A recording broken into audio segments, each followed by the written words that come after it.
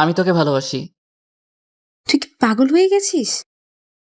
এই শোনো, চ্যানেলটি সাবস্ক্রাইব করে ঘন্টাটি বাজিয়ে দিও, কেমন?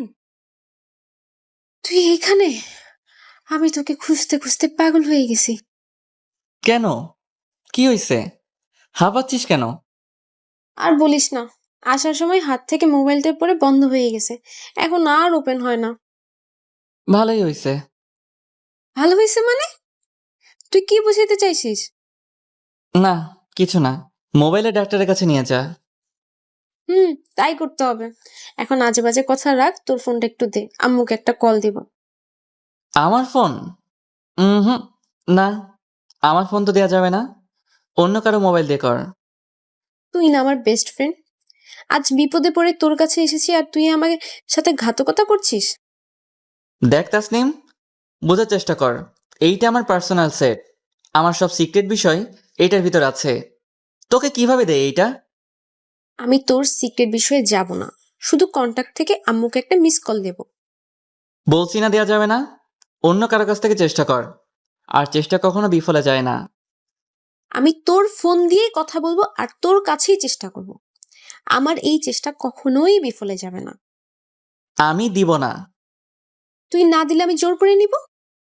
দেখ তাসনিম, এইটা কিন্তু বাড়াবাড়ি হয়ে যাচ্ছে। দে বলছি। তুই দিবি না, তোর বাপের ছেলে দিবে। তাসনিম আমার থেকে শেষ পর্যন্ত জোর করে মোবাইলটা নিয়ে গেল। পাসওয়ার্ড বল। আমার কাছে দে, আমি খুলে দিচ্ছি। বলবি নাকি আছাড় দিয়ে মোবাইলটা ভেঙে ফেলবো? তাসনিম প্লাস আশিক। হোয়াট? কি বললি? যেটা শুনছো সেটাই বলছি। তোরা ন্যাকামো করতে হবে না। তুইও না দিন দিন কেমন হয়ে যাচ্ছিস।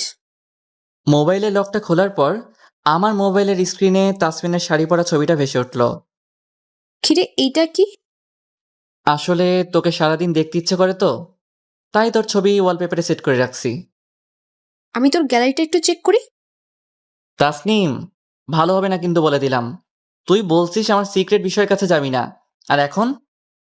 এইসব কি আশিক? গ্যালারিতে ফুল আমার ছবি কেন? সবে মাত্র বুঝলাম তুই কেন আমাকে তোর ফোন দিতে চাস না। চুপ করে আছিস কেন? কথা বল। তুই আমার বেস্ট ফ্রেন্ড। আমার মোবাইলে তোর ছবি ছাড়া আর কার ছবি থাকবে? সেজন্য সবগুলো আমার ছবি? তো কি হইছে? দাঁড়া, আমি সবগুলো ডিলিট করে দিচ্ছি। কেন ডিলিট করে দিবি? তোর মোবাইলে আমার ছবি থাকবে কেন? তাহলে কার ছবি থাকবে? আমি জানি না, কিন্তু আমার ছবি থাকতে পারবে না। আমি আশিক, সিভিল ইঞ্জিনিয়ারিংয়ে লাস্ট সেমিস্টারে পড়ি। তাসনিম আমার বেস্ট ফ্রেন্ড। আসলে ওকে প্রথম দিন দেখার সাথেই আমি ক্রাশ খাই। আস্তে আস্তে ওর সাথে পরিচিত হতে লাগলাম। আর যখনই আমি আমার মনের কথাটি ওকে বলবো, ঠিক তখনই তাসনিম বন্ধুত্বের হাতটা বাড়িয়ে দিল। আমি আর কিছু বললাম না। নিজেকে বোঝালাম ফ্রেন্ড থেকেও অনেক কিছু হয়ে যায়। তাসনিমকে আর আমার মনের কথা বলা হয়নি। 4 বছর তাসনিমের পাশেই থেকেছি। আজকে বলার সুযোগ হলো। আমি এই সুযোগ মিস করতে চাই না। আমার মনের কথা আজ তাসনিমকে বলে দিব। তাসনিম, তোকে একটা কথা বলবো।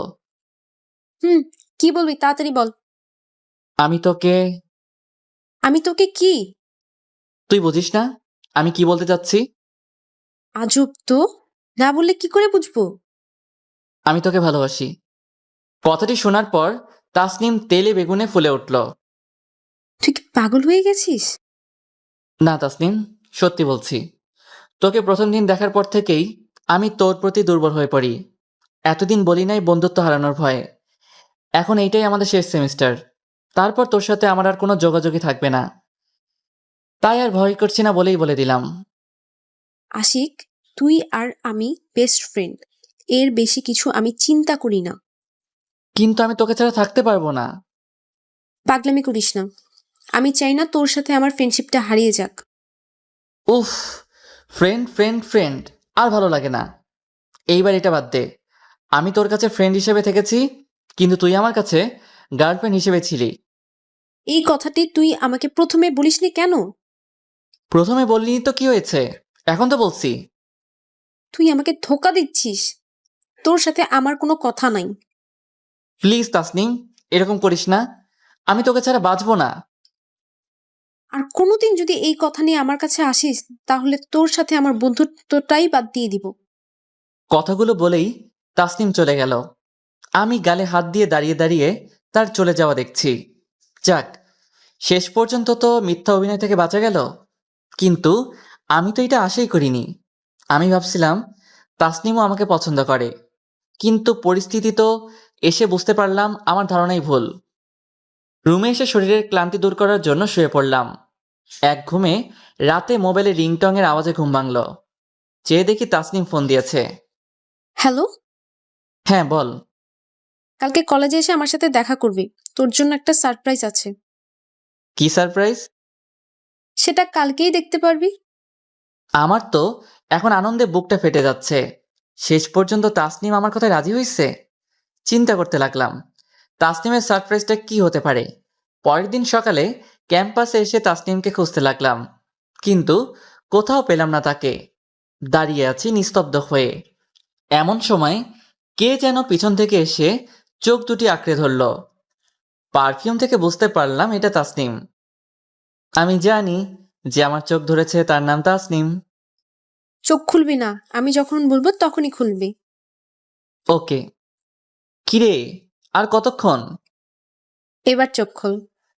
চোখ খোলা মাত্রই সামনে দাঁড়িয়ে থাকা স্টাইলিশ হিরোর মতো চেহারা এক ছেলের সাথে পরিচয় করিয়ে দিল। ও হচ্ছে রাজ, আমার বয়ফ্রেন্ড।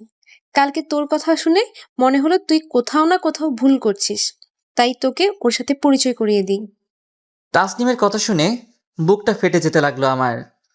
কাটা গায়ে নুনের ছিটা। হাই, আমি আশিক, তাসনিমের সবচেয়ে কাছের বন্ধু। আমি রাজ, সফটওয়্যার ইঞ্জিনিয়ার। কি, এইবার তোর ভুল ভেঙেছে? আমি কিছু বললাম না, শুধু মাথা নাড়ালাম। আজকে আমরা সারাদিন ঘুরবো। তোরা যা, আমার একটা কাজ আছে। না, আজকে তোর কোনো কথাই শুনবো না, তোর যেতেই হবে আমাদের সাথে। তোদের পার্সোনাল সাইটে আমি যেতে চাই না। আশিক, তুই এখনো আমাকে নিয়ে আছিস? তুই কি আমার ভালো চাস না? চাস না আমি সুখে থাকি? কেন চাইবো না? তোর সুখই তো আমার সুখ। কথাটি বলে আর চোখের পানি ধরে রাখতে পারলাম না। তাড়াতাড়ি করে চলে আসলাম রুমে। মোবাইল থেকে তাসনিমের ছবিগুলো ডিলিট দিতে লাগলাম। তোর সুখে আমি বাধা দিব না, ভালো থাক তুই। এখন আর আগের মতো ক্যাম্পাসে যাওয়া হয় না। মাঝে মাঝে যাই। মাঝে মাঝে তাসনিমের সাথে দেখা হয়। তখন মুখে একটা হাসি দেই, যেন ও বুঝতে পারে তার সুখে আমিও সুখে আছি। তাসনিমের সাথে ভালোভাবে কথাও হয় না। কিসের এত তারা জানি না। দেখতে দেখতে সেমিস্টার চলে আসলো। এইটাই শেষ। আমিও ব্যস্ত হয়ে গেলাম। তাসনিমের কথা ভাবার সময় নেই। সেমিস্টার শেষ। চিরতরে চলে যাব এখান থেকে। প্রয়োজনীয় জিনিসপত্র আগেই পাঠিয়ে দিয়েছি।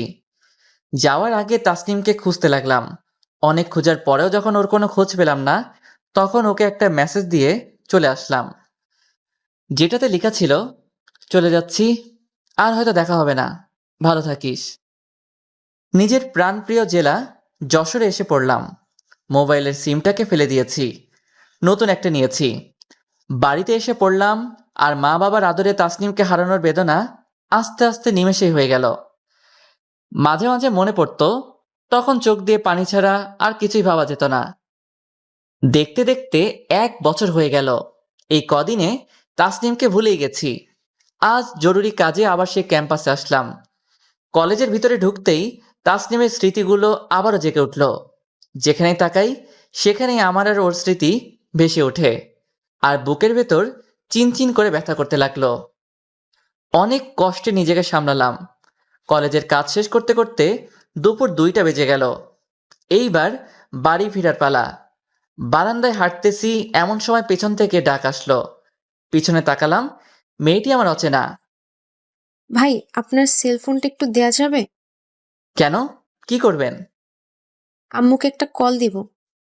ওকে, এই নিন। মোবাইলটা দিয়ে আমি আমার কাগজপত্রগুলো পরীক্ষা করতে লাগলাম। এটা তো লক করা। আপনার ফোনের পাসওয়ার্ড কি? 135790। কেন? আশিক প্লাস তাসনিম কি হয়েছে? মেয়েটি বোরকা পরেছিল, তাই চিনতে পারিনি। মুখটা খোলার পর দেখলাম, আরে এ তো তাসনিম। আমি ভাবিনি যে এমন করে ওর সাথে দেখা হয়ে যাবে। কিরে, কেমন আছিস? শয়তান কুত্তা, ক্যারেক্টার লুজ, তুই আমার সাথে এমন করলি কেন? আমি কি করলাম? তুই জানিস তোকে আমি কত খুঁজেছি, তোর মোবাইলও বন্ধ। তুই আমাকে খুঁজতেছিস কেন? এমনি। চল আমরা কোথাও বসে কথা বলি। চল। তো কেমন আছিস? এই কোনো রকম। আর তুই? আমি অনেক ভালো আছি। রাজ কেমন আছে? রাখ তো ওসব কথা, অনেকদিন পার হলো। একটু ভালো কথা বলবি তা না করে। ও, সেটাই তো। শোন, তোকে একটা কথা বলি। হুম। তুই কিভাবে ভালো থাকিস এই মন্ত্রটা শিখিয়ে দিবি? কেন? প্রথমে ভাবতাম তোকে হারিয়ে ফেললে আমি নতুন একজন পেয়ে যাব, কিন্তু আমি আমার ভুল বুঝতে পারলাম। তুই আমার জীবনের অনেক প্রয়োজনীয় ছিলি। আমি প্রতিদিন আশায় থাকতাম তুই কোনো একদিন না একদিন আসবি। আজকে আমি তোকে দেখে বিশ্বাস করতে পারছি না। আমি কি স্বপ্ন দেখছি? না, বাস্তব। আমি তোর পাশে বসে আছি। জানিস আশিক, তুই আমাকে কত কষ্ট দিয়েছিস। তুই যাওয়ার পর রাজু আমাকে ধোকা দিয়ে চলে গেল। আমি তখন একলা হয়ে গেছি। আমি কি করব কিচ্ছু বুঝে উঠতে পারিনি। তখন বুঝলাম আমি আমার জীবনের মানিক রতনকে হারিয়ে ফেলেছি। সারাক্ষণ শুধু তোর কথা চিন্তা করতাম। তুই আমাকে মাফ করে দে। আমি তোর বন্ধু। আমি কখনো তোর উপর রাগ করিনি। আমার কোনো অভিমান নেই তোর উপর। তুই চলে যাবি আজকে? হুম। এখান থেকে চলে যাব। কিছু বলবি? না, কিছু না। আমি ঘড়ির দিকে তাকালাম। অনেক সময় হয়ে গেছে। তাসনিম, কি, চলে যাওয়ার সময় হয়ে গেছে? তাহলে আমি উঠি। আর কিছুক্ষণ থেকে যা। জানিস তো বাড়ি কত দূর। তাড়াতাড়ি যেতে হবে। ও, তাই তো। তাসনিমের থেকে বিদায় নিয়ে চলে আসছি, কিন্তু পিছন থেকে আবারও ডাক। আশিক। কি হয়েছে আবার? না, কিছু না। তাহলে যাই এবার। তাসনিম হুট করে আমাকে জড়িয়ে ধরলো আর বলতে লাগলো, আশিক, আমি তোকে ছাড়া থাকতে পারবো না, আমি তোকে ভালোবাসি। কি সব আজে বাজে বলছিস? তোর মাথা ঠিক আছে? তাসনিম আমার দিকে অবাক দৃষ্টিতে তাকিয়ে আছে। কি, প্রতিশোধ নিবি? নে, তারপরও ফিরিয়ে দিস না। তাসনিম, আমার সময় চলে যাচ্ছে। আশিক, তুই একটা, যা। তোকে আটকে রাখার শক্তি আমার নেই। নিজেকে বুঝ দিব আমি আমার অপরাধের শাস্তি পেয়েছি। তাসনিম কষ্ট পেয়ে চলে যেতে লাগলো। আমিও সামনের দিকে অগ্রসর হলাম। প্রতিটা কদম আমার বিরোধিতা করছে। কোথাও যেন ভুল হচ্ছে। বুকের ব্যথাটা আবারও জেগে উঠল। আমি কি ঠিক কাজ করছি? একবার তাসনিমের দিকে তাকালাম। সে অনেক দূরে চলে গেছে। নিস্তব্ধ হয়ে দাঁড়িয়ে আছি, দুইটা চোখই বন্ধ। তাসনিমের সাথে কাটানো সময়গুলো বারবার প্রতিফলিত হচ্ছে। কিছু না ভেবে এক দৌড়ে তাসনিমের সামনে গিয়ে দাঁড়ালাম। ওর দু চোখ বেয়ে পানি ঝরছে অবিরাম। আমি কিছু বলার আগেই ও আমার বুকে দুমড়ে পড়ল। এত অভিমান কেন রে তোর? আমি আর কিছুই বললাম না। বুকের ভিতরে পাথরে চাপা স্বপ্নগুলো ডানা মেলল। দুটি জীবন আবারও একসাথে স্বপ্ন দেখতে লাগলাম। প্রতিদিন ভালোবাসার নতুন নতুন গল্প পেতে চ্যানেলটি সাবস্ক্রাইব করে পাশে থাকা বেল বাটনে ক্লিক করুন।